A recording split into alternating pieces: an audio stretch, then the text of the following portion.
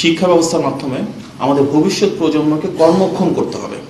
কর্মক্ষমের সাথে রিলেটেড হচ্ছে সবচেয়ে ইম্পর্টেন্ট প্যারামিটার্সগুলো স্কিলস, ডেভেলপমেন্ট, ক্যাপাসিটি বিল্ডিং। শিক্ষা ব্যবস্থাকে পুঁথিগত বিদ্যার বাইরে সংস্কৃতি এবং ক্রীড়াকে সর্বোচ্চ প্রাধান্য দেওয়া হচ্ছে।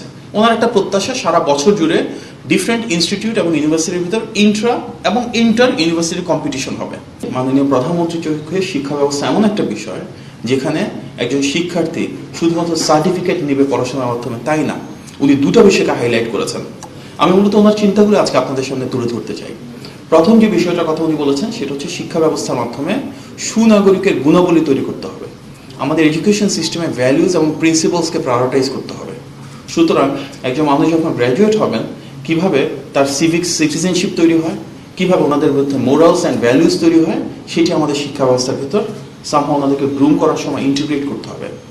একই সাথে তিনি বলেছেন শিক্ষা ব্যবস্থার মাধ্যমে আমাদের ভবিষ্যৎ প্রজন্মকে কর্মক্ষম করতে হবে। কর্মক্ষমের সাথে রিলেটেড হচ্ছে সবচেয়ে ইম্পর্টেন্ট প্যারামিটার্সগুলো স্কিলস, ডেভেলপমেন্ট, ক্যাপাসিটি বিল্ডিং। এমনভাবে আমরা গড়ে তুলতে চাই আইদার ওনারা দেশে বা বিদেশে কর্মক্ষম হতে পারবেন, দেশে বলতে পাবলিক সেক্টর বা প্রাইভেট সেক্টর হতে পারে, অর ওনারা উদ্যোক্তা হিসেবে গড়ে উঠবেন, they themselves will create jobs.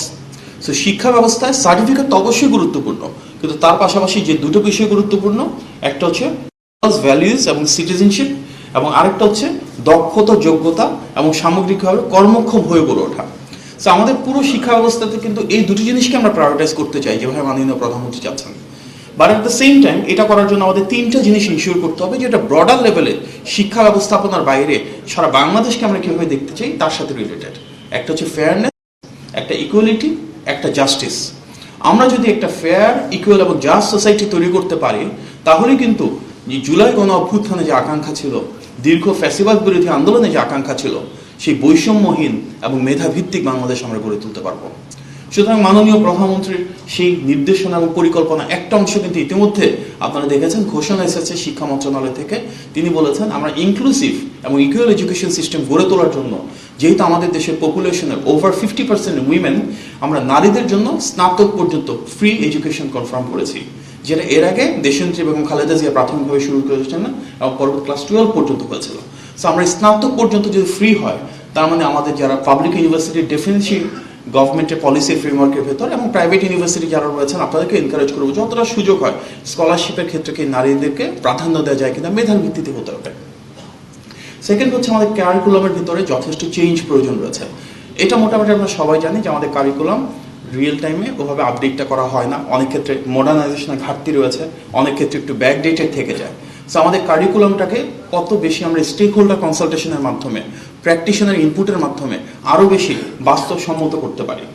মাননীয় প্রধানমন্ত্রীর একটা ভিশন হচ্ছে আমরা কি শর্ট কোর্স ইন্ট্রোডিউস করতে পারি কিনা, অর্থাৎ বিভিন্ন মাইক্রো কোর্স, মাইক্রো ক্রেডিট টাইপের প্রোগ্রাম হতে পারে। ইউনিভার্সিটিতে একজন অনার্স করছে, তার পাশাপাশি অপশনাল হতে পারে 3 মাসের কোনো অ্যাডিশনাল কোর্স করতে পারছে কিনা যেটা রিয়েল লাইফের সাথে রিলেটেড হতে পারে, সেটা ডিজিটাল লিটারেসির সাথে রিলেটেড হতে পারে, তার উপর ভিত্তি করে ফ্রিল্যান্সিংয়ের কাজ করতে পারবে সেই শিক্ষার্থী, কিংবা কম্পিউটারের ট্রেনিং যার উপর ভিত্তি করে পড়াশোনার পাশাপাশি নিজে একটা আত্মকর্মসংস্থানের ব্যবস্থা করতে পারবে।